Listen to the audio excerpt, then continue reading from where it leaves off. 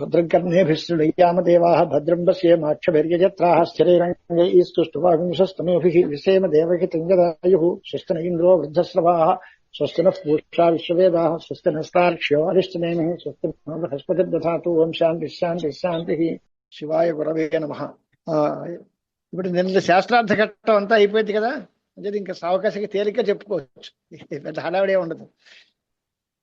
ఎస్తు దృష్టాంతో రాజ్య సర్వార్థకారిణి కర్తరి ఉపచారాద్ రాజాకర్తేతి సోత్ర అనుపపన్న. ఇది వరకు రాజుగారి యొక్క భృత్యుడు ఒకడు ఉన్నాడు, ఆ రాజుగారి పనులన్నీ ఆయన చేస్తూ ఉండేవాడు కనుక ఆయన లాంటి వాడు అని ఏదో ఉదాహరణ చెప్పారు కదా. అది ఆ దృష్టాంతం కూడా సరిపదు, కుదరదు, లక్షణం చెప్పాల్సిన అవసరం లేదు. ఎస్తు దృష్టాంత అంటే ఏ దృష్టాంతం మీరు సాంఖ్యులు చెప్పారో అది కూడా అనుపపన్నలోకి అన్వయం. ఆ దృష్టాంతం కూడా అనుపపన్నము, కుదరదు.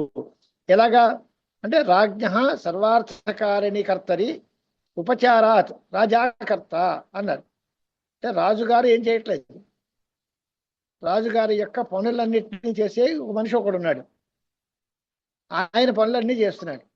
ఇప్పుడు వాడిని రాజని కర్తని అంటున్నాం.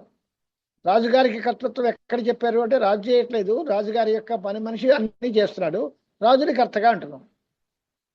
ఇది ఎలా కుదిరింది అంటే పక్కవాడు చేస్తూ ఉంటే వీడిని కర్త ఎలా అంటారు అంటే గంగ ఒడ్డున గొల్లపల్లి ఉంది, గంగా శబ్దానికి తీరమందు లక్షణం చెప్పినట్టుగా ఉపచార లక్షణం చెప్పుకుని చేయాల్సి వస్తుంది అనేటువంటి మాట చెప్పారు. అది కూడా కుదరదు. ఎందువల్ల అంటే ఈక్షాంచక్రే ఇది శృతే ముఖ్యార్థ వాసనాత్ ప్రమాణభూతాయా, ప్రమాణభూతమైనటువంటి శృతికి అది దాల్లోకి అన్వయం. ప్రమాణభూతాయా శృతే, ప్రమాణభూతమైన శృతికి బాధ కల్పించినట్టు అవుతుంది. అది ముఖ్యార్థం చెప్తేనే సరిపోతుంది, కానీ దానికి ఆ శృతికి చెప్పే అర్థం మార్చేసి సహా ఈక్షాంచక్రే సప్రాణమసృజత అని ఉన్నప్పుడు సహా అనే దానికి ఆ పరమపురుషుడు పరమాత్మ అని అర్థం చెప్పకుండా ప్రధానము అని అర్థం చెబితే దాని అర్థం మార్చేసినట్టే కదా, ముఖ్యార్థం పోయినట్టే కదా. అంచేత శృతికి చెప్పాల్సినటువంటి ముఖ్యార్థాన్ని మీరు బాధించేస్తున్నారు, అది పనికిరాదు.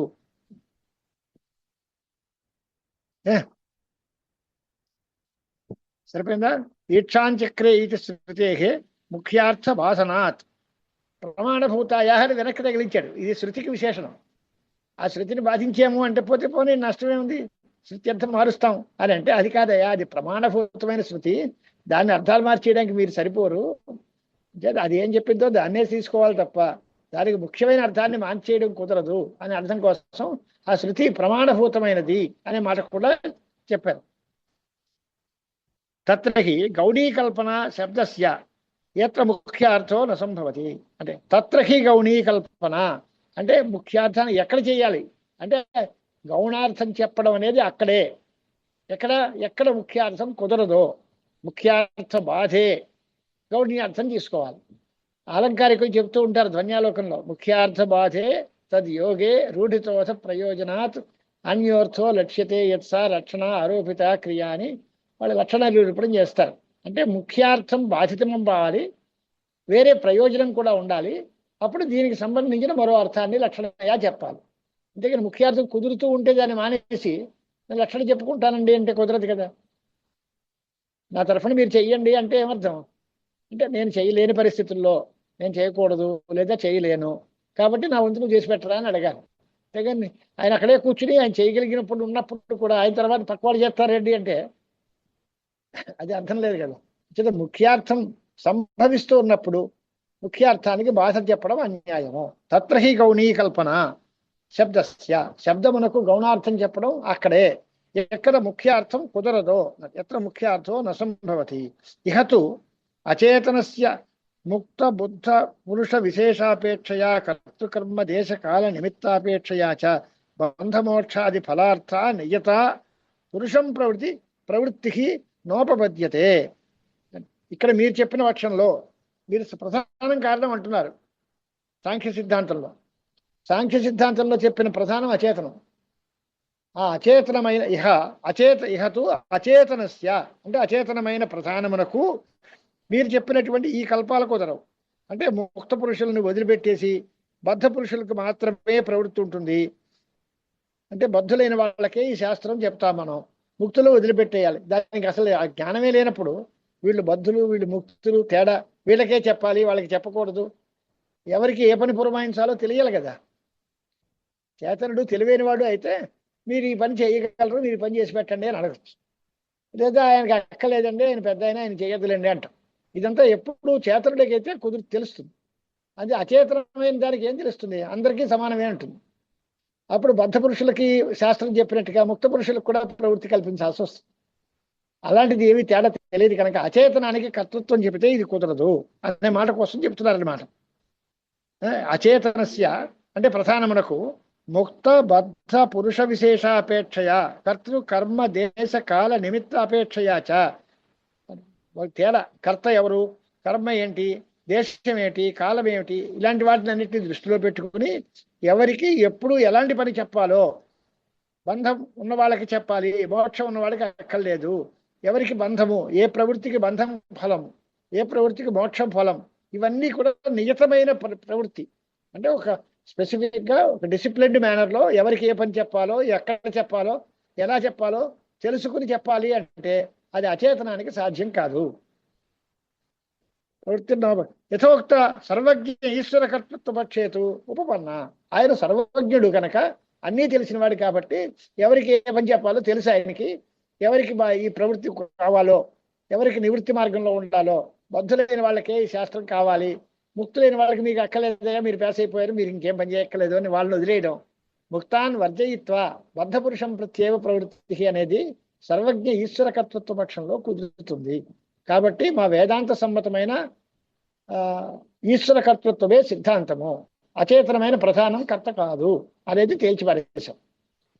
ఇక్కడి నుంచి అంటే ఈశ్వరేణైవ సర్వాధికారి ప్రాణ పురుషేణ సృజ్యతే స ప్రాణమసృజత దగ్గర నుంచి మూలం సహ అంటే ఈశ్వర ప్రాణం అసృజత. ప్రాణం ముందెందుకు అని అంటే ఈశ్వరుడు వలె సర్వాధికారి ప్రాణ పురుషేణ సృజ్యతే అనేటువంటి మాట. అంటే ఇతర పక్షాలను నిరాకరించి శృతి వ్యాఖ్యానం చేస్తూ సప్రాణం అసృజత అనే దగ్గర తాత్పర్యార్థం రాశారు అన్నారు. అక్కడ ఈశ్వరేణ ఇవ అన్నట్టు. అంటే ఈశ్వరేణ ఇవ అంటే రాజ్ఞ ఇవ ఆనందగిరి వ్యాఖ్యానం చేశారు. రాజు చేతలాగా అని అర్థం. దాని అభిప్రాయం ఏమిటి అని అంటే అది చూడండి, వ్యాఖ్యానంలో హిరణ్యగర్భాఖ్యమితి, అక్కడ హిరణ్యగర్భ ఇది ఆఖ్య ఏన ఉపాధిన ఆత్మనో భవతి తం బుద్ధ్యభిన్నం సర్వ ప్రాణం సమష్టి ప్రాణమిత్యర్థ.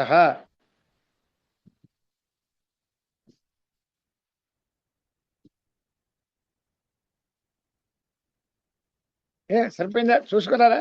హిరణ్యగర్భ అనే పేరు ఎవరికి ఉంటుందో అంటే ఈ ఆత్మకి ఏ ఉపాధి తగిలించినప్పుడు హిరణ్యగర్భుడు అనే పేరు ఉంటుందో, ఏ ఉపాధితో కూడిన ఆత్మను హిరణ్యగర్భుడు అంటారో, ఏన ఉపాధిన ఆత్మన హిరణ్యగర్భ ఇత్యాఖ్యా భవతి.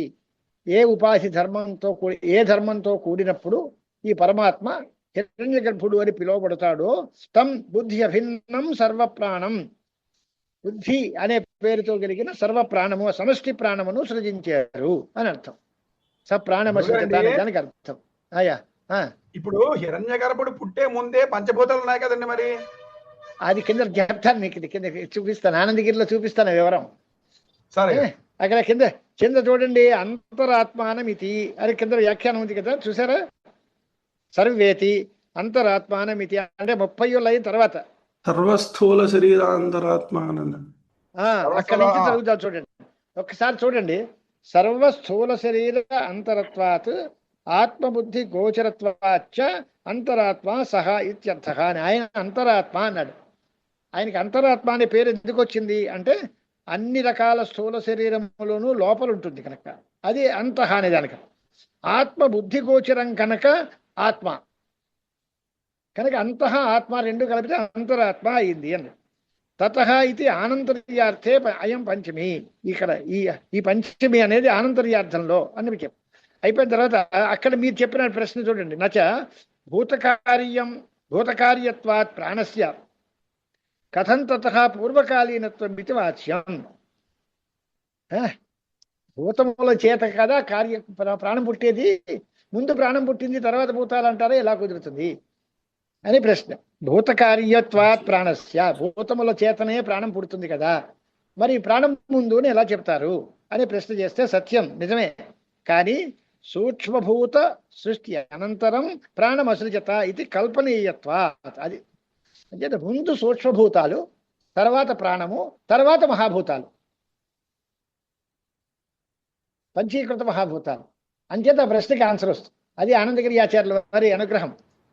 అక్కడ మళ్ళీ కల్పన చేసుకోవాలి. అంటే సూక్ష్మభూతాల ముందే అయ్యాయి అనమాట. అది మనకు తెలియదు అని చెప్పే వరకు. అదే సూక్ష్మభూత సృష్టి అనంతరం ప్రాణమసృజత ఇది కల్పనీయత్వాత్. అది కల్పించాలి.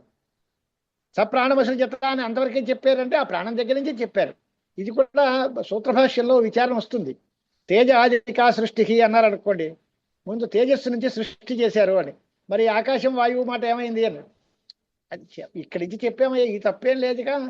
ఆకాశం వాయువుంచ సృష్టివా తేజాదికా సృష్టికి అని చెప్పుకోవాలి. ముందు ఆకాశముని వాయువుని కల్పించి తర్వాత తేజస్సు దగ్గర నుంచి సృష్టి చేశాము అని అర్థం తప్ప అది అవి రెండు లేవని అర్థం కాదు.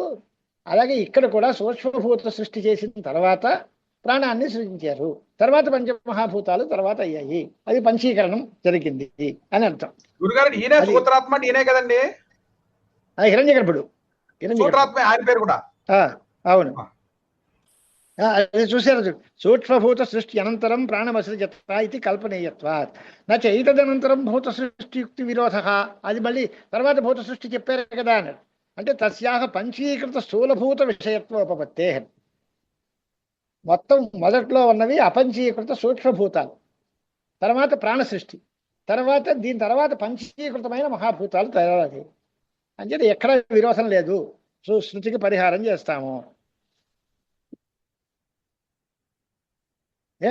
దానికి ఈ మాట ఎలా తెలిసింది మీకు?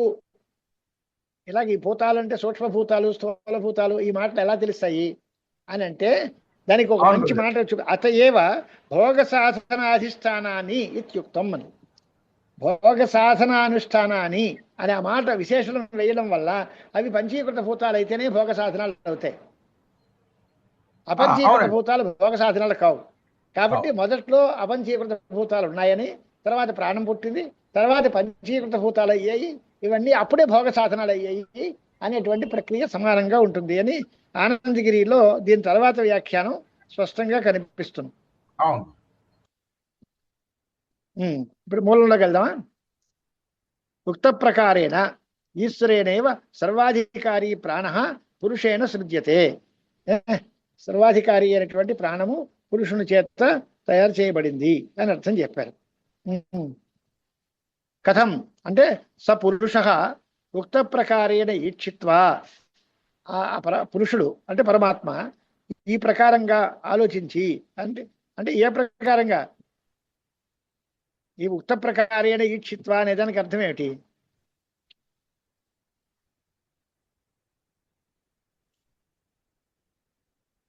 అంటే బద్ధముక్త పైన చెప్పారు కదా, బద్ధులు ముక్తులు కర్తృకర్మ దేశకాల నిమిత్తాపేక్షయ బంధమోక్షాది ఫలార్థ నియతా ప్రవృత్తి అన్నారు కదా. ఇదంతా ఆలోచించారు. ఎవరికి ఏ టైములో ఏ రకమైనటువంటి పని చెప్పాలి, ఎవరికి ప్రవృత్తి శాస్త్రం చేయించాలి, ఎవరికి అక్కర్లేదు, ఇదంతా ఆలోచించుకుని ఆయన సర్వజ్ఞుడు కనుక ఆయన ఆలోచించగలడు. ప్రధానమైతే ఆలోచించలేదు, అచేతనం కనుక తోసిపారేశాం కదా. అంటే ఈ రకమైన ఆలోచన గలవాడు కనుక ఆ పురుషుడు ఈ ప్రకారంగా ఆలోచించి, ఈక్షిత్వ అంటే ఆలోచించి ప్రాణం అనే దానికి హిరణ్యగర్భాఖ్యం, హిరణ్యగర్భుడు అనే పేరు కలిగినటువంటి ఆయన ఎవరు? సర్వప్రాణికరణ ఆధారం అంతరాత్మానం, సర్వ ప్రాణులకు కరణములన్నిటికీ కూడా ఆధారమైనటువంటి అంతరాత్మను అసృజత అంటే సృష్టవాన్, సృజించాడు. ఆ తర్వాత ప్రాణం తర్వాత ఏముంది అన్నాడు. తతః ప్రాణాత్ శ్రద్ధాం, శ్రద్ధను పుట్టించాడు. శ్రద్ధ అంటే ఏంటి అంటే సర్వప్రాణులకు శుభకర్మ ప్రవృత్తి హేతుభూతాం, మంచి పనులు చెయ్యాలి అనే దానికి కారణమైనటువంటి శ్రద్ధను తయారు చేశాడు. ప్రాణాత్ శ్రద్ధాం సర్వప్రాణినాం శుభకర్మ ప్రవృత్తి హేతుభూతాం తతః కర్మ ఫలోపభోగ సాధనాధిష్టానాన్ని కారణభూతాన్ని మహాభూతాన్ని అసృజత. ఇక్కడ రాసేశారు ఆయన మహాభూతాన్ని, ఆచార్య స్వాముల వారే రాశారు. మొదట్లో అయితే సూక్ష్మభూతాలు, ఇవి మహాభూతములు, ఇవి పంచీకృతములు కలిగే భోగ సాధన అధిష్టానములు అనే మాట కూడా భాష్యకారులు విశేషణం వాడారు.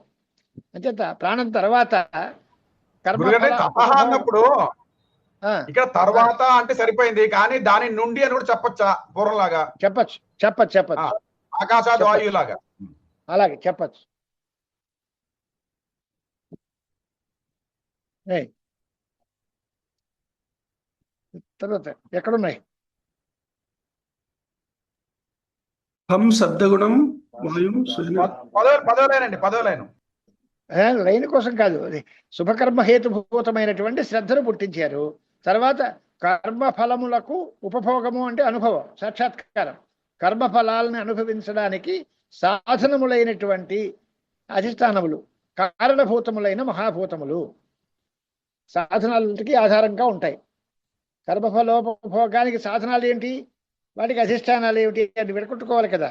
సాధన అధిష్టానాన్ని అనడక ఉపభోగ సాధనాలు ఇంద్రియాలు, వాటికి అధిష్టానములు భూతాలు. కర్మఫలోపభోగ సాధన అధిష్టానాన్ని కారణభూతాన్ని మహాభూతాన్ని అసృజత. ఖం అన్నాడు. ఇక్కడి నుంచి ప్రణాళిక ఏంటి అంటే ఆకాశం ముందు. అదే ఎందుకు ముందు పుట్టాలి? మనం మామూలుగా పృథివీ తేజో వాయు ఆకాశములు అంటాం కదా. ఈ వరుస మానేసి ఆకాశం నుంచి ముందు చెప్పడానికి కారణం ఏమిటి అనేది కూడా ఆలోచిస్తే సైంటిఫిక్గా చెప్పాడు ఆయన మాస్టారు. మొదట్లో ఒక గుణం ఉన్నది పుడుతుంది, తర్వాత 2 గుణాలు ఉన్నది, తర్వాత 3 గుణాలు ఉన్నది, తర్వాత గుణాధిక్యం చేత 4 గుణాలు ఉన్నది. అలా పెరగాలి. ఆకాశంలో శబ్దం ఒకటే గుణం. వాయువు దగ్గర శబ్దము స్పర్శ 2 గుణాలు. తేజస్సు దగ్గరికి వస్తే రూపం కూడా కలుస్తుంది. జలం దగ్గరికి వస్తే రసం కూడా కలుస్తుంది. పృథివీ దగ్గరికి వస్తే గంధం కూడా కలిసి 5 అవుతాయి. అది క్రమం. మొదట్లో 5 గుణాలు పుట్టించింది, తర్వాత 4 గుణాలది 3 గుణాలది అంటే కిందకి వెళ్ళిపోతుంది. అదే సృష్టి ప్రక్రియ అలా ఉండకూడదు, ఆధిక్యంతో ఉండాలి సృష్టి చేసేటప్పుడు. లయ ప్రక్రియలో అయితే తిరగేసి వస్తుంది. అంచేత మొట్టమొదట్లో ఆకాశ ఖం అంటే శబ్దగుణం అన్నాడు. వాయుం స్వేన స్పర్శేన కారణగుణేన చ విశిష్టం ద్విగుణం. అది మాట. అంటే స్వేన అంటే వాయువు యొక్క గుణం స్పర్శ, దీనికి కారణమైనటువంటి ఆకాశము, దాని యొక్క గుణం శబ్దం. ఈ 2 కలిపి 2 గుణాలు గలదైంది అని. అంచేత దీని తర్వాత వాయువు వచ్చింది. వాయు స్వేన అంటే స్వేన స్పర్శేన అంటే వాయువు యొక్క స్వశబ్దం ఆత్మీయ వాచకం. స్వేన అంటే తన చేత కాదు, తనదైన స్పర్శ చేతను కారణమైన ఆకాశం యొక్క గుణమైన శబ్దముతోటి కలిపి 2 గుణాలు గలదవుతుంది అన్నాడు. వాయుం స్వేన స్పర్శేన కారణగుణేన చ విశిష్టం ద్విగుణం. తథా జ్యోతి, మళ్ళీ అక్కడ స్వేన రూపేణ, ఆ జ్యోతిష్ యొక్క ఆత్మీయ రూపం గుణం. తర్వాత పూర్వాభ్యాంచ విశిష్టం త్రిగుణం శబ్దస్పర్శాభ్యాం. ఈ శబ్దస్పర్శాభ్యాం అనేది పూర్వాభ్యాంలో అన్వయం. తనకు ముందున్నటువంటి శబ్దము స్పర్శ అనే 2 గుణాలతో కలిపిన తన యొక్క గుణమైన రూపంతో కలిపి 3 గుణాలు అవుతుంది తేజస్సు. తథా ఆపహ రసేన గుణేన అంటే ఆత్మీయన అనమాట. స్వేన గుణేన రసేన, వాటికి యొక్క నీటి యొక్క అసాధారణ గుణం రసం. వెనకాలకు ఉండేటువంటిది పూర్వ గుణాలు ప్రవేశేన చ. పూర్వగుణాలు 3, అవి 3 కలిపితే చతుర్గుణా. ఆపహ శ్రీలింగ శబ్దం బహువచనం కనుక చతుర్గుణా అని వాడేశారు. జలం అంటే చతుర్గుణం అని ఉండేవారు, కానీ ఆపహ నిత్య బహువచనాంత శబ్దం కనుక చతుర్గుణా అని వాడారు. తథా గంధగుణేన పూర్వగుణ అనుప్రవేశేన చ పంచగుణా పృథివీ. ఈ శ్రీలింగ ప్రథమా విభక్తి కనుక పంచగుణా పృథివీ అని. పృథివీకి 5 గుణాలు ఉన్నాయి. అక్కడికి శబ్దస్పర్శ రూపరస గంధాలు 5 కలిపాయి. ఆ వరస కూడా అలాగే వచ్చింది. అంచేతే మామూలుగా చెప్పేటప్పుడు కూడా పృథివీ తేజో వాయు ఆకాశాలు అన్నా గుణాలను చెప్పేటప్పుడు గంధం దగ్గర నుంచి ప్రారంభించరు, శబ్దం దగ్గర నుంచి ప్రారంభిస్తారు. శబ్ద స్పర్శ రూప రస గంధములు అది క్రమం. మొదట శబ్దం 1, తర్వాత శబ్దము స్పర్శ కలిపి 2, తర్వాత రూపంతో కలిపి 3, తర్వాత రసంతో కలిపి 4, గంధంతో కలిపి 5. ఇంత సృష్టి ప్రక్రియ శ్రౌతమైన ఉపనిషత్ సమ్మతమైన సృష్టి ప్రక్రియ. ముందు ఆకాశము, తర్వాత వాయువు, ఈ క్రమం. గంధగుణేన పూర్వగుణానుప్రవేశేన చ పంచగుణా పృథివీ. తథా తైరేవ భూతైః ఆరబ్ధం ఇంద్రియం 2 ప్రకారం అన్నాడు. తైరేవ భూతై కంటే పంచీకృతములైన భూతముల చేత, అదే భూతముల చేత తయారైనటువంటిది. అంటే ఎప్పుడవుతుంది? అపంచీకృత అవస్థలో అవుతుంది. పంచీకరణం చేసిన తర్వాత మహాభూతాలు అయిపోతాయి. అంచేత ముందు రాసిన మాట అది. తైరేవ అపంచీకృత అవస్థాయామిత్యర్థ అని ఆనందగిరిలో ఎక్కడ సందేహం వస్తుందో అక్కడ స్వాముల వారు ఖచ్చితంగా నిర్ణయం చేస్తారు. అది దృష్టి పెట్టుకోవాలి మనం, దాన్ని వాడుకోవడం చేతన అవ్వాలి మనకంతే. తథా తైరేవ అంటే భూతాలు పంచభూతాలా అని వస్తుంది, నిజమే. కానీ పంచభూతాలు అపంచీకృత అవస్థలో వాటి వల్ల ఇంద్రియాలు తయారవుతాయి. అది ఎన్ని రకాలు అంటే ద్విప్రకారం అన్నది. ఇంద్రియాలు రెండు రకాలు, ఒకటి బుద్ధ్యర్థం, రెండోది కర్మార్థం చాని. అంటే జ్ఞానేంద్రియాలు, కర్మేంద్రియాలు. జ్ఞానేంద్రియాలు 5, కర్మేంద్రియాలు 5. అంటే అపంచీకృత భూతాలు నుంచే 5 వచ్చాయి. అంటే భూతములు పంచీకరణం కానప్పుడు, పంచీకరణం కానప్పుడు భూతాలు మహాభూతాలే. ఇవి ప్రాణం తర్వాత పుట్టినవి మహాభూతాలే కదా. వాటిల్లో పంచీకరణం జరక్క ముందు అంచేతనే అపంచీకృత అవస్థాయాం అని రాశారు ఆనందగిరి. సూక్ష్మభూతాలు అన్న కాదు, సూక్ష్మభూతాలు ముందు, తర్వాత ప్రాణ సృష్టి, తర్వాత పంచమహాభూత సృష్టి. ఈ పంచమహాభూతములు కూడా పంచీకరణం చెయ్యక ముందు అవస్థలో వాటి యొక్క ఇంద్రియాలని తయారు చేస్తాయి. పంచీకరణం జరిగిపోతే పృథివీకి తాలూకు ఘ్రాణేంద్రియం అన్నారు అనుకోండి, దానిలో మళ్ళీ జలం తాలూకు త్వదీయస్సు తాలూకు కంటెంట్స్ కూడా ఉంటాయి. అంచేత ఏ భూతానికి సంబంధించిన ఇంద్రియం దాని యొక్క గుణాన్ని మాత్రమే గ్రహిస్తుంది. అంటే గురుగారు ఇప్పుడు సూక్ష్మ రూపంలో ఉన్న భూతాలు ఇవి తయారు చేస్తున్నాయి పృథ్వీ రూపరసగంధాలని, సారీ ఇంద్రియాలని. అలా కాదు. తైరేవా అన్నప్పుడు పంచమహాభూత సృష్టికి అని చెప్పేశారు కదా ఇందాకనే. అవును, ఈ లాస్ట్ లో ఆనందగిరి గారు చెప్తా. అదేనండి అన్నారు కదా. అవును, పంచీకరణం జరగలేదు. అవును, పంచీకరణం జరిగినప్పుడు ఆ మహాభూతాలు అయిపోయావి. మహాభూతాలే సూక్ష్మభూతాలు కాదు. ప్రాణం కంటే ముందు సూక్ష్మభూతాలు, తర్వాత ప్రాణం, తర్వాత మహాభూతాలు. ఇవి పంచీకరణం చెందితే 5 రకాల క్వాలిటీస్ రావాలి. అలా రాకుండా పృథివీకి సంబంధించిన ఇంద్రియం ఘ్రాణేంద్రియము, అది గంధాన్ని మాత్రమే గ్రహిస్తుంది. చాలా జాగ్రత్త చదవాలండి గురుగారిని. అయ్యా చాలా సూక్ష్మంగా అర్థం చేసుకోవాలంటే చాలా జారిపోతుంది. అది అపంచీకృత అవస్థాయాం అని రాశారు. తైరేవ అంటే మహాభూతములే అవి, కానీ పంచీకరణం జరగని అవస్థలో ఇంద్రియాలని తయారు చేసేయి. ద్విప్రకారం బుద్ధ్యర్థం కర్మార్థం చ దశ సంఖ్యం. అంటే జ్ఞానేంద్రియాలు 5, కర్మేంద్రియాలు 5 కలిపితే 10 అవుతాయి. తస్య చ ఈశ్వరం అంతస్థం సంశయ సంకల్ప లక్షణం మనః. ఈశ్వరం అంటే వాటికి నియామకమైన, ఈశ్వరుడు ప్రభువు అని అర్థం కాదు. ఈ ఇంద్రియాలన్నిటికీ ప్రవర్తకము, ఇంద్రియాల మీద కమాండ్ తీసుకున్నటువంటి, వీటినన్నిటినీ నియమం చేసేటువంటి అంతఃకరణము అనేటువంటి పేరు కలిగిన మనస్సును తయారు చేశారు. అది ఎక్కడుంటుంది? అంతస్థం సంశయ సంకల్ప లక్షణం. సంశయములు, సంకల్పములు అవన్నీ స్వరూపంగా కలిగిన మనస్సు అన్నారు. ఏవం ప్రాణినాం కార్యం కరణంచ సృష్ట్వా. తర్వాత ప్రాణుల యొక్క కార్యమును, వాటి యొక్క సాధనములు 2 తయారు చేశారు. చేసి చుట్టిన తర్వాత తస్మిన్ తత్స్థిత్యర్థం, అవి నిలబడాలి అంటే అన్నం కావాలి. దానికోసం వ్రీహి యవాది లక్షణం అన్నం. సృష్టి చేసేస్తే వాటికి ఆహారం ఎక్కడుంది అంటే అన్నం సృష్టి కలగాల్సి వచ్చింది. తతశ్చ అన్నాత్ అద్యమానాత్ వీర్యం బలం సామర్థ్యం సర్వకర్మ ప్రవృత్తి సాధనం. ఇవన్నీ వచ్చాయి, కార్యాలు వచ్చాయి, అన్నం ఉంది. అప్పుడు అన్నం తిన్న తర్వాత వీళ్ళకి బలం పెరిగింది, వీళ్ళు పని చేయగలిగిన శక్తి వచ్చింది, ఆ బలం వచ్చింది, కర్మలు చేసేటువంటి ప్రవృత్తి సామర్థ్యం వచ్చింది.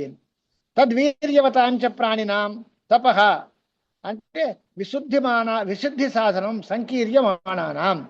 ఆ ప్రాణులు సంకీర్యమాణములై ఉన్నారట, అందరూ అటు ఇటుగా ఉన్నారు. అంటే ఆ విశుద్ధ సత్వం లేదు. వాళ్ళు కొన్ని పాపాలు చేస్తున్నారు, కొన్ని పుణ్యాలు చేస్తున్నారు, రకరకాలుగా మిక్స్డ్గా అయిపోయారు. అప్పుడు వాళ్ళకి పరిశుద్ధి కోసం తపస్సుని సృష్టి చేశారు. ఆ మొదట్లో పుట్టిన మనుషులు వాళ్ళు పాపాత్ములు అవ్వచ్చు, ధర్మాత్ములు అవ్వచ్చు, అన్ని రకాలుగానే ఉంటారు కనుక సంకీర్ణంగా ఉన్నారు కాబట్టి వాళ్ళని శుద్ధి చేయడం కోసం తపస్సుని సృష్టి చేశాడు. ఇది కూడా గుర్తుపెట్టుకోవాలి. సంకీర్యమాణానాం అనేది ప్రాణినాంలోకి అన్వయం.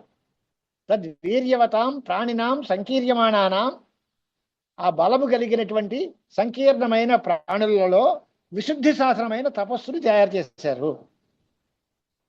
అప్పుడు వాళ్ళలో పవిత్రులయ్యారు తపస్సు వల్ల. మంత్రాః తపో విశుద్ధ అంతర్బహిష్కరణేభ్యః కర్మసాధన భూతాః ఋగ్ యజుః సామ అథర్వ అంగిరసః. తర్వాత మంత్రాలు చేశారు. ఎవరికి అని అంటే వాళ్ళు తపస్సు ఇదివరకే వచ్చింది కనుక ఆ తపస్సు చేసి తపస్సు చేత శుద్ధమైన అంతఃకరణం కలిగినటువంటి వాళ్ళకి వాళ్ళ లోపల బయట ఉండే సాధనాలన్నీ శుద్ధములయ్యాయి. అంతర్బహిష్కరణేభ్యః విశుద్ధములైన అంతః బహిష్కరణములు అంటే వాళ్ళ మనస్సు, వాళ్ళ ఇంద్రియాలు అంటే శమధమాదులు సంపాదించుకున్నటువంటి వాళ్ళు. శాంతోదాంతః అనే అర్థానికి సంగ్రహం. వాళ్ళకి అంతఃకరణ శుద్ధి కలిగింది, ఇంద్రియాలన్నీ అదుపులో ఉన్నాయి, ఇంద్రియ నిగ్రహం కలిగింది తపస్సు వల్ల. అలాంటి వాళ్ళకి మంత్రాలు ఉపదేశం చేశారు. మంత్రాలు వచ్చాయి. ఈ మంత్రాలు ఎందుకు అంటే కర్మలు చేయడానికి సాధనములు. కర్మలు ఇందాక కర్మ చేసే శక్తి వచ్చింది, సామర్థ్యం వచ్చింది. సామర్థ్యం బలం ఉంది రైటే, కానీ ఇన్స్ట్రుమెంట్స్ లేకపోతే పని ఏం చేస్తాం? అంటే మీరు కర్మలు చేస్తే అంతఃకరణ శుద్ధి అవుతుంది అంటారు కదా, మరి మీరు ఏం అంతఃకరణ శుద్ధి అంటే కర్మ చేయమంటారు? అది కాదు. కర్మల వల్ల చిత్తశుద్ధి మనందరికి. వాళ్ళు మొదట్లో సృష్టిలో తపస్సు చేత శుద్ధి పొందించుకున్నారు. వాళ్ళు ఋషులు అన్నమాట. వాళ్ళు తపస్సు చేత శుద్ధమైన ఇంద్రియాలు కలిగిన వాళ్ళు, శుద్ధమైన అంతఃకరణం గలవారు. వారికి వేదాలు సాధనాలుగా వచ్చాయి కనుక వారు ప్రవృత్తి చేసే అప్పుడు కర్మలకు సాధనాలు దొరికాయి.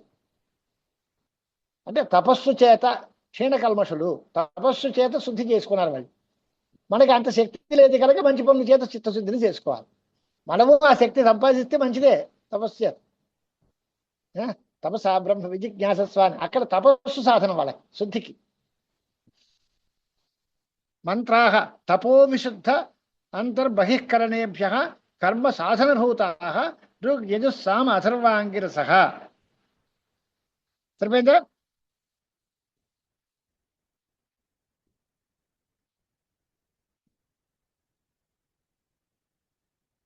అంటే ఇప్పుడు చిత్తశుద్ధి సాధనం తపస్సు అయింది వాళ్ళకి. మనకి చిత్తశుద్ధి సాధనం కర్మలు అయ్యాయి, వేదోక్త కర్మలు అయ్యాయి. అదెందుకనాలి? వాళ్ళకి మనకి ఒకటే చెప్పొచ్చు కదా అని ప్రశ్న కూడా ఉంటుంది. ప్రశ్నకి సమాధానం మనం ఏం చెప్పాలి అని అంటే అప్పటికి మంత్రాలు తయారవ్వలేదు కనుక, ఆ మంత్రాలతో చేసే కర్మలు లేవు కనుక ఇక వేరే గతి లేక తపస్సు ఒకటే చిత్తశుద్ధి కారణమైంది. ఆ తర్వాత మంత్రాలు వచ్చాయి కనుక మంత్రాలను వాడుకుంటున్నాము. వాళ్ళకి గ్యాస్ పొయ్యితో వాడుకుంటున్నాం అంటే 100 ఏళ్ల క్రితం వాడే ఎందుకు లేదు అంటే అప్పుడు లేదు కనుక. వాళ్ళు కట్టెలతోనే ఎందుకు వండుకున్నారు అంటే అప్పుడు లేదు కనుక, సాధనాలు లేవు అప్పుడు. అంచేత వాళ్ళ దగ్గరకు వచ్చేసరికి శుద్ధికి కారణం తపస్సు మాత్రం తప్ప వేరే గతి లేదు, ఇంకోటి లేవు. తర్వాత సాధనములైన మంత్రాలు వచ్చాయి, తర్వాత కర్మలు వచ్చాయి. అప్పుడు కర్మల వల్ల చిత్తశుద్ధి కలగడానికి మనకి అవకాశం వచ్చింది.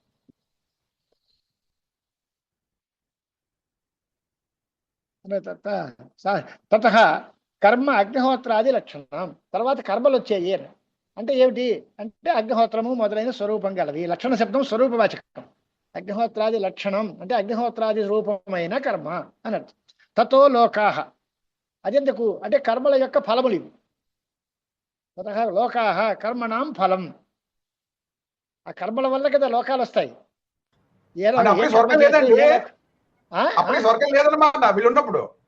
లేదు కదా, అదే సృష్టి చేసేటప్పుడు తతః లోకాః కర్మణాం ఫలం అంచేతనే వేదాః లోకాః యజ్ఞ వరుస రాస్తారు. అవి ఉపనిషత్తుల్లో ముందు వేదాలు తర్వాత లోకాలు.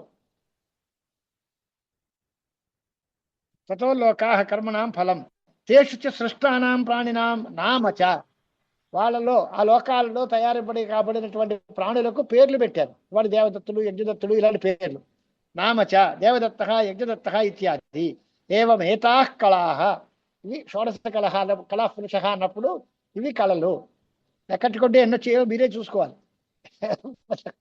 ప్రాణం దగ్గర ప్రారంభం చేసి ఈ నామరూపం దగ్గర వరకు లెక్క పెట్టుకుంటే ఇవి కళలు. ఏవమేతాః కళాః ప్రాణినాం అవిద్యాది దోష బీజాపేక్షయా సృష్టాః తైమిరిక దృష్టి దృష్టా ఇవ ద్విచంద్ర మశక మక్షికాద్యాః స్వప్న దృక్ సృష్టా ఇవ చ సర్వ పదార్థాః పునః తస్మిన్నేవ పురుషే ప్రలీయంతే హిత్వా నామరూపాది విభాగం. సృష్టి ప్రక్రియ చెప్పేశాడు. ఈ రకమైనది ప్రళయ ప్రక్రియ, మళ్ళీ మొదలు లయ ప్రక్రియ చెప్పారు. ఈ రకంగా తయారు కాబడిన ఈ 16 కళలు ప్రాణుల యొక్క అవిద్యాది దోషము అనేటువంటి బీజం, అవిద్య మొదలైనటువంటి దోష బీజాలు ఉన్నాయి కదా, దీనివల్ల తయారైతే దోష బీజాపేక్షయ సృష్టాహ అంతవరకు సృజింపబడ్డాయి. ఎలాగున్నాయి? తైమిరిక దృష్టి సృష్టా ఇవ ద్విచంద్ర మశక మక్షికాద్యాః స్వప్న దృక్ సృష్టా ఇవచ. ఈ 2 విశేషణాలు ఎందుకు వేశారు అనేదానికి, ఇవన్నీ ఒరిజినల్గా ఉన్నాయా అంటే కంటిలో ఉండేటువంటి తేడాకి తైమిరిక శబ్దం దోషం అని పేరు. ఆ ఆనందగిరిలో ఉంటుంది ఆ మాట, చూసుకోండి. తైమిరిక శబ్ద నేత్రే అంగుళ్యవస్తంభాద్ ఉపలక్షణార్థ. నేత్రంలో ఏదైనా తేడా ఉన్నా ఒక వస్తువు 2 వస్తువులుగా కనిపిస్తుంది. లేకపోతే ఓ వేలితో కన్నుని పొడుచుకున్నా ఒక వస్తువు 2 వస్తువులుగా కనిపిస్తుంది. అది అంగుళ్యవస్తంభము అంటారు. అంటే వేలితో దాన్ని మొక్కి వెట్టి పెట్టడం. ఇది కూడా కారణమే. లోపల కన్ను బాగానే ఉంది, కన్నులో దోషం లేదు. కానీ ఆ కంటికి ఓ వేలితోటి పొడిచెట్టు పెడితే ఒక వస్తువు 2 వస్తువులుగా కనిపిస్తుంది. అది నేత్రమునకు అంగుళ్యవస్తంభం. కంటికి ఒక వేలుతోటి ఒక నొక్కితే, వేలుతో కలిగి దాన్ని అది పెట్టేట్టే పెడితే అది 2 రకాలుగా వస్తువులుగా కనిపిస్తుంది. అలాగా సృష్టి చేసిన 2 వస్తువులు ఉంటాయా? ఉండవు, కనిపిస్తాయి. ఒకటే 2 వస్తువులుగా కనిపిస్తాయి. అలాగే ఇవన్నీ సృష్టింపబడ్డాయి అంటే నిజంగా సృష్టి చేసేసారు. ఇదంతా ద్వైత ప్రపంచం, ఈ విద్య కాదు, ఇది సత్యం అనే భ్రాంతి లేదు. ఇవన్నీ కేవలం ఒక చంద్రుడు 2 చంద్రుల్లా కనపడినట్టుగా, స్వప్నంలో కనపడిన పదార్థాలుగా, కేవలం ఇదంతా కల్పించడం వరకే తప్ప వాస్తవం కాదు అని చెప్పడం కోసం ఈ 2 ఉదాహరణలు చెప్పారనమాట ఆయన. తైమిరికమైనటువంటి దృష్టి సృష్టముల వలె ద్విచంద్ర మశక మక్షికాద్యాః స్వప్న దృక్ సృష్టా ఇవచ సర్వ పదార్థాః. ఇలాగ తయారైనవి ఇవన్నీ పునః తస్మిన్నేవ పురుషే ప్రలీయంతే, అదే పురుషుల్లో లయం చెందుతాయి. అప్పుడు దానికి నామరూపాలన్నీ పోతాయి. సృష్టి వచ్చినప్పుడు వీటి అన్నిటికీ నామము రూపము ఇవన్నీ వచ్చాయి. తర్వాత అవన్నీ పోగొట్టుకుని నామరూపాలన్నీ తొలగించుకుని అదే పురుషుల్లో లయం చెందిపోతాయి. ఇది సృష్టి ప్రళయ ప్రక్రియ. సృష్టి చేసేది ఇది, ప్రళయం ఈ రకంగా వస్తుంది అని చెప్పారు. కథం, దానికి ఉదాహరణ ఏంటయ్యా? ఎలా తెలుస్తుంది? దానిలోంచి పుట్టాయి అన్నాడు, దానిలో లయమైపోయాయి అన్నారు, ఎలా తెలుస్తుంది అంటే దృష్టాంతం చెప్తాను వినండి. మూలం చూడండి. సయథేమానద్యా స్యందమానా సముద్రాయణా సముద్రం ప్రాప్య అస్తం గచ్చంతి. మూల మంత్రం సరిపోయిందా? మొదటిది ఒకసారి 4వ మంత్రం కూడా అనండి, చదవలేదు మన మూలం. స ప్రాణమసృజత ప్రాణాత్ శ్రద్ధాం ఖం వాయు జ్యోతి ఆపః పృథివీ ఇంద్రియం మనః అన్నం అన్నాద్ వీర్యం తపః మంత్రాః కర్మ లోకాః లోకేషు చ నామ చ. ఇవి 16 కళలు. వీటినన్నిటి తయారు చేసిన తర్వాత అది ఎలా తయారు చేశారు, ఎలా వెళ్ళాయి అనే దానికి ఉదాహరణ చూపిస్తున్నారు, దృష్టాంతం చూపిస్తున్నారు. యథా లోకంలో ఇమాహ నద్యః స్యందమానాః, నదులున్నాయి, ప్రవహిస్తూ ఉన్న నదులు. సముద్రాయణాః అనేదానికి సముద్ర అయనం, సముద్రమే అయనం కాగలవాడు. అయనం అంటే గతి, అంటే సముద్రమే గతిగా ఉన్నటువంటి గమనం చేస్తూ ఈ నదులన్నిటికీ నదీనాం సాగరో గతి అన్నట్టుగా నదులన్నిటికీ సాగరమే గతి. కాబట్టి ఆ సముద్రాన్ని ప్రవేశించి మొత్తం అంతా తమ తమ నామరూపాలు వదిలిపెట్టుకుని సముద్రమే అయిపోతాయి. ఆ వెళ్ళిన తర్వాత దీని యొక్క నామరూపాలు ఉంటాయా అంటే ఉండవు. అలాగే ఆ పురుషుల్లోనే ఇవన్నీ లయం చెందిపోతాయి, నామరూపాలు వదిలేస్తాయి అనడానికి దీనికి ఉదాహరణ నదులు సముద్రంలో కలిసిపోయినట్టుగా అనేటువంటి ఒక ఉదాహరణ చెప్తున్నారు. యథా ఇమాహ నద్యః స్యందమానాః సముద్రాయణాః సముద్రం ప్రాప్య అస్తం గచ్చంతి భిద్యేతే తాసాం నామరూపే. వాటి యొక్క ఆ నదుల యొక్క నామరూపాలు భిన్నమైపోతాయి అంటే పోతాయి, తొలగిపోతాయి. ఇంకేమొస్తుంది? సముద్ర ఇత్యేవం ప్రోచ్యతే. ఒక్కటే సముద్రము అనే పేరే తప్ప ఇంకేం లేవు. ఎన్ని నదులు దానిలో కలిసినా ఆ నది పేరు లేదు. విడిగా ఉన్నంతకాలం కొట్లాట్లండి. మా కృష్ణా జలాలు, మా గోదావరి జలాలు, కావేరి జలాలు తనుకు వస్తాం మనందరం. సముద్రంలో కలిసిపోయిన తర్వాత ఇంక ఈ తన్నులాటకి ఏం అవకాశం లేదు. అలాగే భేద ప్రపంచం, ద్వైత ప్రపంచంలోనే తగువులన్నీ. అద్వైత భావం వచ్చిన తర్వాత అంతా ఒకటే. సర్వం ఆత్మైవాభూత్ అనేది అంతా సముద్రమే, అంతా బ్రహ్మమే అంటే ఇంకా భేదాలకి అవకాశమే లేదు, నామరూపాలకి అవకాశం లేదు. సముద్ర ఇత్యేవం ప్రోచ్యతే. ఏవమేవ అస్య పరిదృష్టు ఇమాహ షోడశకలాహ. ఇవి దృష్టాంతం దార్శనికంలో సమన్వయం. ఓలికి దృష్టాంతం పైన నదులు సముద్రము చెప్పారు. ఇక్కడికి వచ్చేసరికి నదులు లాంటివి షోడశ కళలు, సముద్రం లాంటి వాడు పరమాత్మ. ఆ పరమాత్మే గతిగా పెట్టుకుని ఈ షోడశ కళలు పరమాత్మలో లీనమైపోతున్నాయి. ఏవమేవ అస్య పరిద్రష్టు ఇమాహ షోడశ కళా పురుషాయణాః పురుషం ప్రాప్య అస్తం గచ్చంతి విద్యేతే చ ఆసాం నామరూపే. చివరి మిగిలింది అక్కడ సముద్ర ఇత్యేవ ప్రోచ్యతే అన్నాడు, ఇక్కడ పురుష ఇత్యేవం ప్రోచ్యతే. ఇలాంటి పురుషుడే అని ఉంటుంది. ఆయన ఎలాంటి వాడు అంటే సహ ఏష అకలహ అమృతో భవతి తదేశ. ఆయనకి కళలు లేవు, ఆయనకి నామం లేదు, పేరు లేదు, ఊరు లేదు, ఏమీ లేదు. అమృత అనేది పురుషుడు యొక్క స్వరూపం చెప్పింది.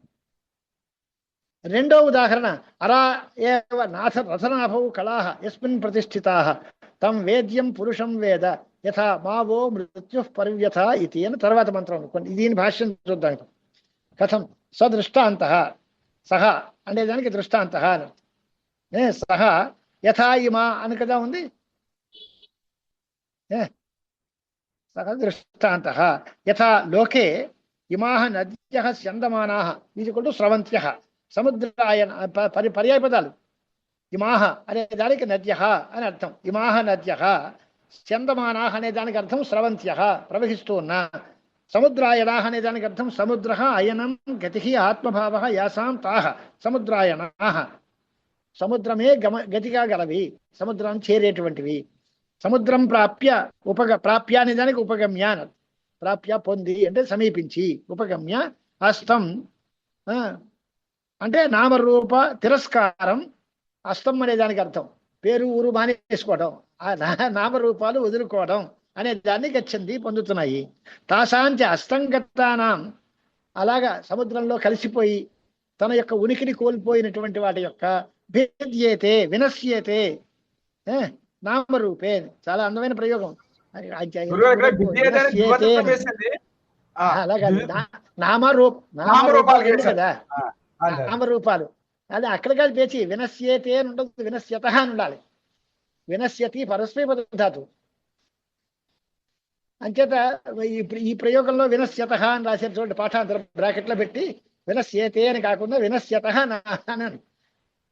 వినశ్యతి వినశ్యత వినశ్యంతి అని పరస్మై ధాతు. ఆశ ప్రయోగం శంకర భగవాన్ కదా అది అనాలి. పాఠభేదంలో అంచేత రెండు చూపించారు. వినశ్యేతే అని ఇక్కడ ఉంది, వినశ్యత అని కూడా ఉంది. విద్యేతే కరెక్ట్. విద్యేతే అనే దగ్గర ఆత్మనేపద ప్రయోగం అది కరెక్ట్. దానికి అర్థం రాసేటప్పుడు విద్యేతే అంటే వినశ్యత అని రాయాలి. విద్యేతే అన్నప్పుడు వినశ్యేతే అనేది వేసిన దానికి వినశ్యత అని అర్థము. నామరూపే గంగా యమున ఇత్యాది లక్షణే. ఆ పేర్లు అంటే నామరూపం అంటే ఏమిటి అంటే గంగా యమున కృష్ణవేణి తుంగభద్ర కావేరి ఈ పేర్లన్నీ వదిలేసుకుంటాయి. తద్ అభేదే. ఈ నదులన్నీ సముద్రంతో అభిన్నములైపోయాయి, కలిసిపోయాయి. అప్పుడు ఏం మిగిలింది? సముద్ర ఇత్యేవం ప్రోచ్యతే. తద్వస్తు ఉదక లక్షణం ఏవం. అదే కేవలం ఉదక లక్షణం ఏవా. ఏవం అని ఉందా అండి? ఏవా అనుందా? ఏవం యథా అది అక్కడికి కలిపేయకూడదు, విడతీయాలి. ఉదక లక్షణం వరకు అది హైఫన్ ఇచ్చేసి ఆ వాక్యం పూర్తయిపోవాలి. ఏవం యథా దృష్టాంత అని ఇంకో రకంగా మళ్ళీ పెట్టుకోవాలి. అలా కాకపోతే ఏమంటే సముద్ర ఇత్యేవం ప్రోచ్యతే తద్వస్తు. ఆ వస్తువు సముద్రము అనే పేరుతోటే పిలువబడుతుంది. అది ఎలాంటిది? ఉదక లక్షణం. దాని యొక్క స్వరూపం నీరు అంతే, దాని పేరు అదేం లేవు. ఇలాగే ఏవం అంటే ఇట్లే అని ఇంకో అర్థం మళ్ళీ. ఏవం యథా అయం దృష్టాంత. ఏవం అనే మూల పదంలో ఉన్నటువంటి అస్తం గచ్చంతి ఏవమేవాస్య అని ఉంది కదా మూలంలో. ఈ సముద్ర లక్షణం ఏవం అని దీన్ని కలపకూడదు. సముద్ర లక్షణం వరకు పదం అయిపోయింది, వాక్యం అయిపోయింది.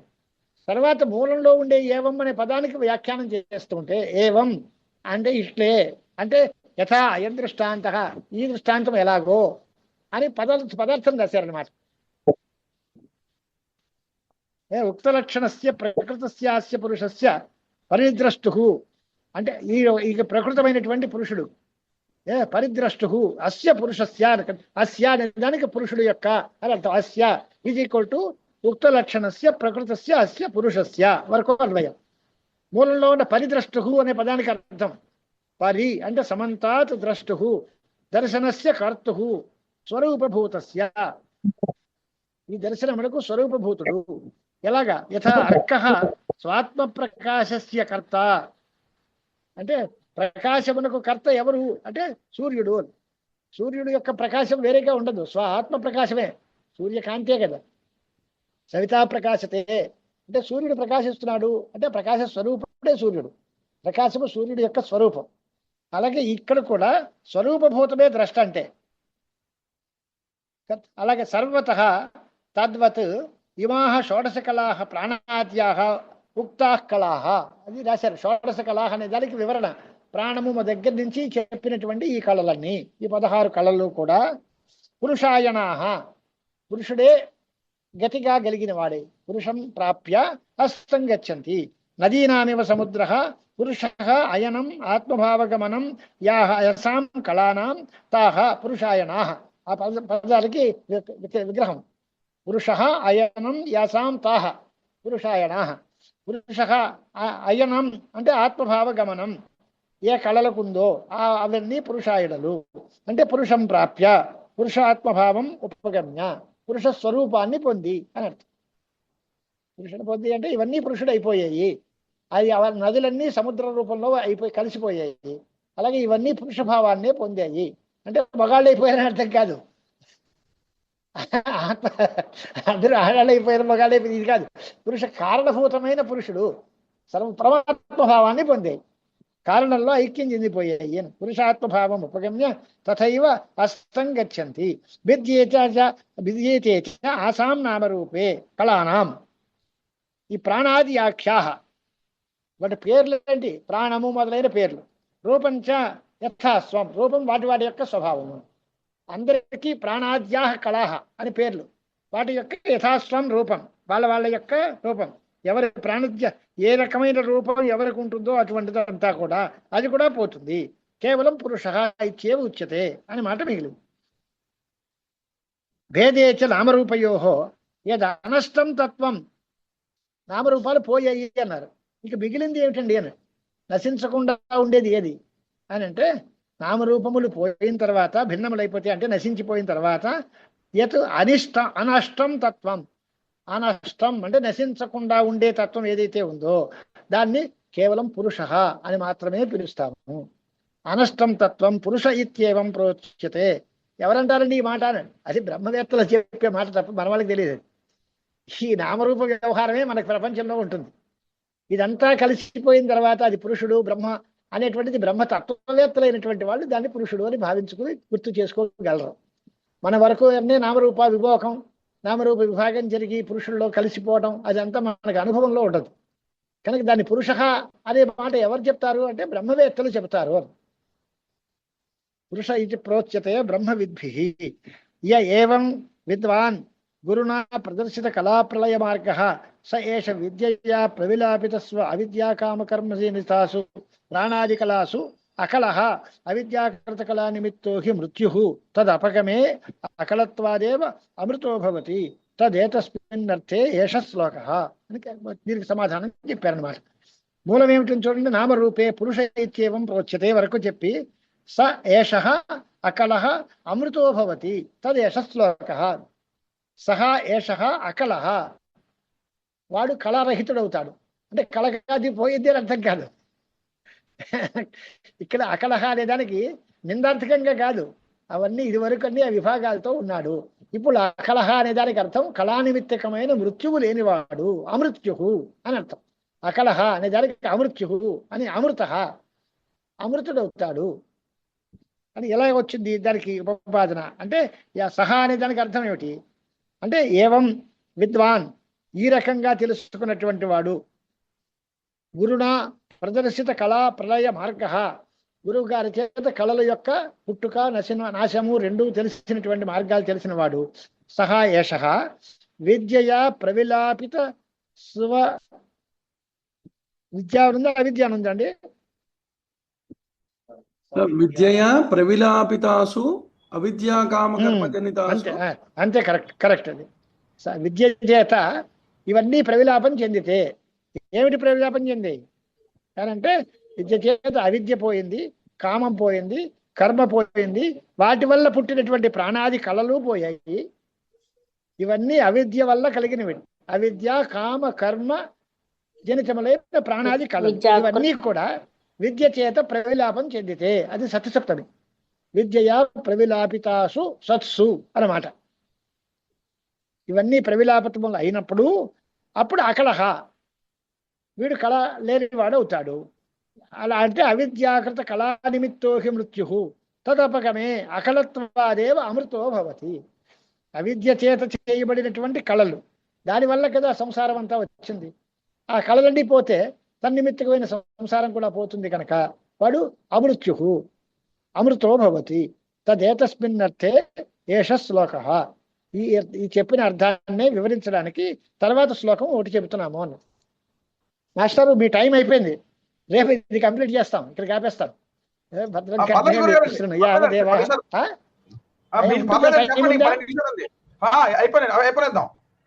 అలాగే సరే, మీ టైంని బట్టే చూద్దాం. తదేతస్మిన్నర్థే ఏష శ్లోక. మూలమేమిటి? అరా ఏవ నాథరాభౌ కళాః యస్మిన్ ప్రతిష్ఠితాః తం వేద్యం పురుషం వేద యథా మా వో మృత్యుః పరివ్యథా ఇతి. తాన్ హోవాచ ఏతావదేవాహం ఏతత్ పరం బ్రహ్మ వేద నాతః పరమస్మీతి. తే తమర్చయంతః త్వం హి నః పితా యో అస్మాకం అవిద్యాయాః పరం పారం తారయసీతి నమః పరమఋషిభ్యో నమః పరమఋషిభ్యః అని వాళ్ళు శిష్యులు కృతార్థతని చూపించారనమాట. ఎలా చూడండి, మూలం అరాహ అంటే రథచక్ర పరివారాహ ఇవ రథనాభౌ రథచక్రస్య నాభౌ యథా ప్రవేశితాః. అంటే చక్రానికి మధ్యలో కుండలో ఆకులన్నీ చేరుస్తారు. అరబులు అంటే రాకులు.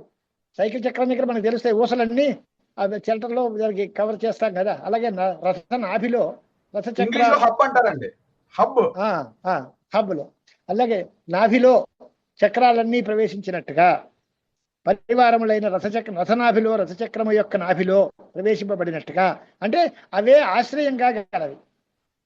వీటి యొక్క ఉనికికి అది కారణం. అది సెంటర్లో అన్ని బేస్ అయి ఉంటే ఇవన్నీ ఉండడానికి అది ఆధారం అవుతుంది.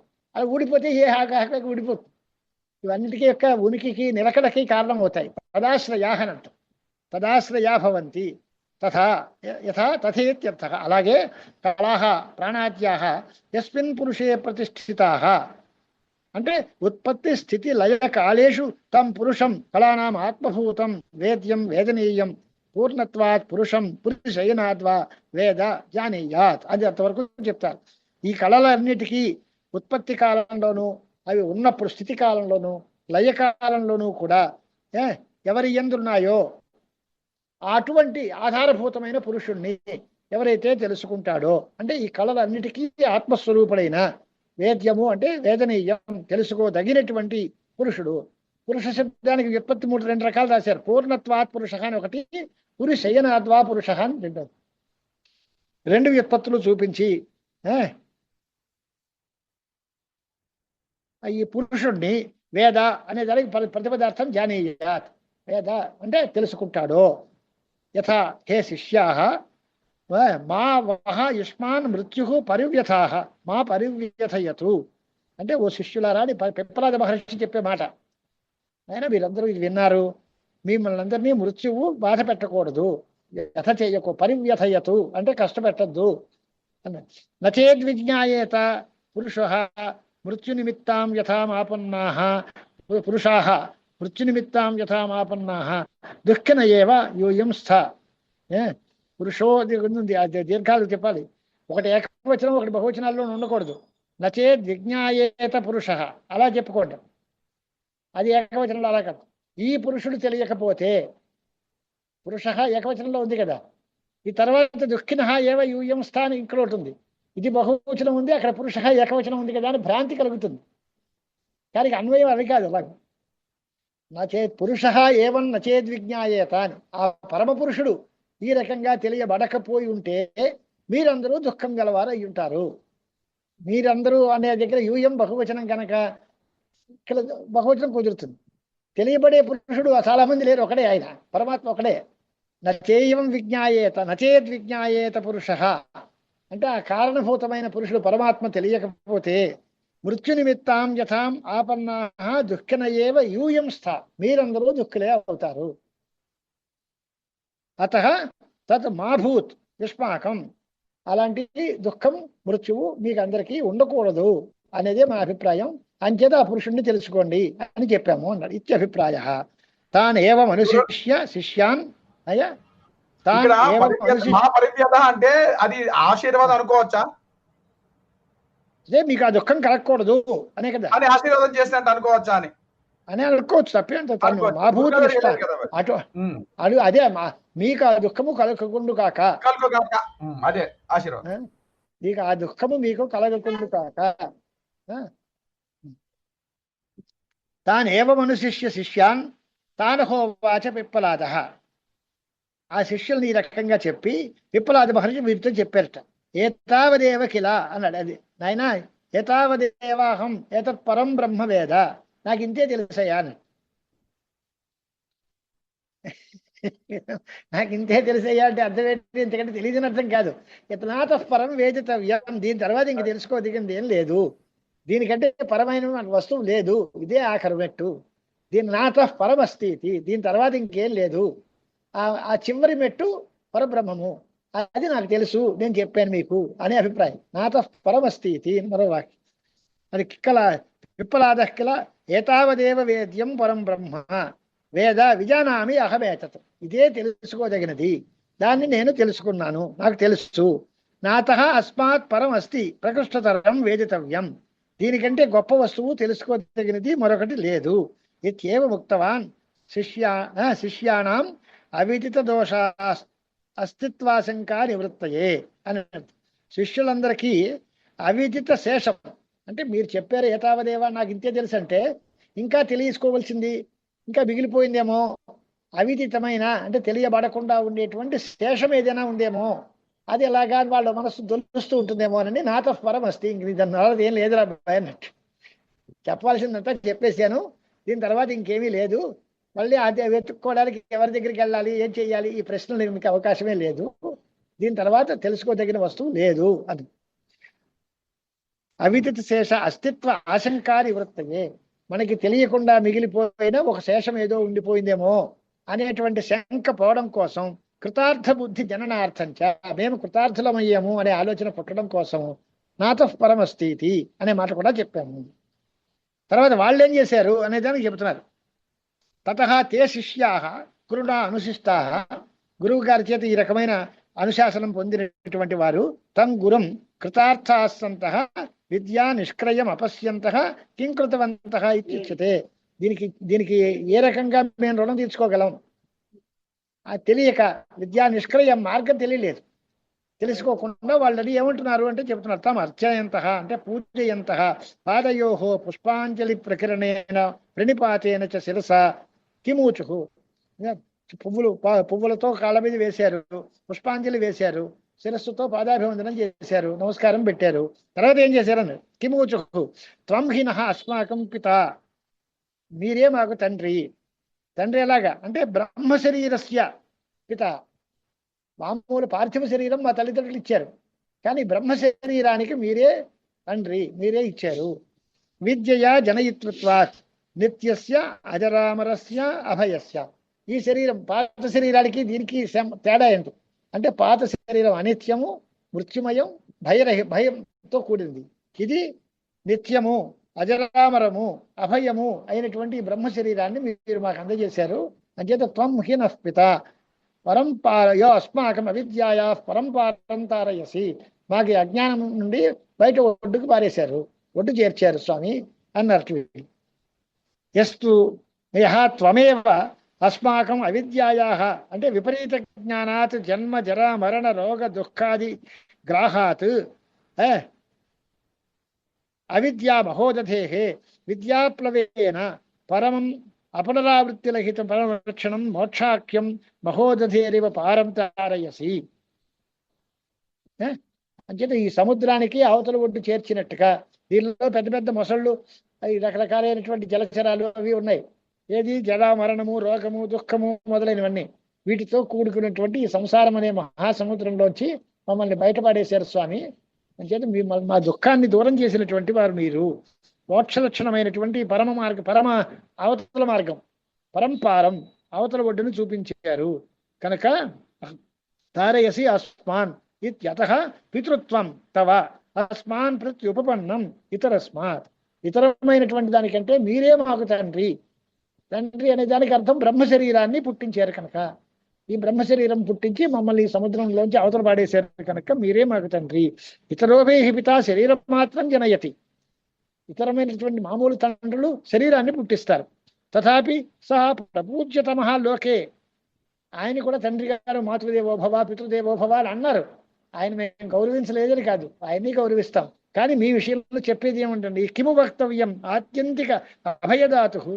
ఇలాంటి గొప్ప శరీరాన్ని ఇచ్చి ఆత్యంతికమైన అభయాన్ని ఇప్పించేటువంటి మీకు ఎవరిని పోలికి చెప్పగలం? మీ విషయంలో చెప్పేది ఏముందండి అని ఇత్యభిప్రాయ. నమః పరమర్షిభ్యః బ్రహ్మ విద్యా సంప్రదాయ కర్తృభ్యః నమః పరమర్షిభ్యః ఇది ద్విర్వచనం ఆదరార్థం. ఆదరం కోసం ద్విరుక్తి చెప్పారు. ఇది ప్రశ్నోపనిషది షష్ఠః ప్రశ్నః. ఇది శ్రీమత్పరమహంస పరివ్రాజకాచార్య శ్రీమద్ గోవింద భగవత్ పూజ్యపాద శిష్య శ్రీమద్ శంకర భగవత్కృతం ప్రశ్నోపనిషద్ భాష్యం సమాప్తిమగమత్. భద్రం కర్ణేభిశృణుయామదేవాః భద్రం పశ్యేమాక్షభిర్యజత్రాః స్థిరైరంగైః స్తుష్టువాగుంసస్తనూభిః యశేమ దేవయదాయుః స్వస్తిన ఇంద్రో వృద్ధశ్రవాః స్వస్తిన పూషా విశ్వవేదాః స్వస్తిన అరిష్టనేమిః స్వస్తి నో బృహస్పతిర్దధాతు. ఓం శాంతి శాంతి శాంతి.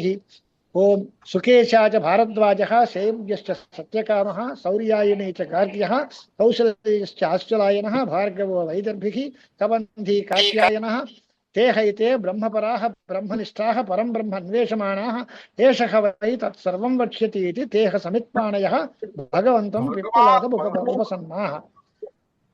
हरिः ओम्.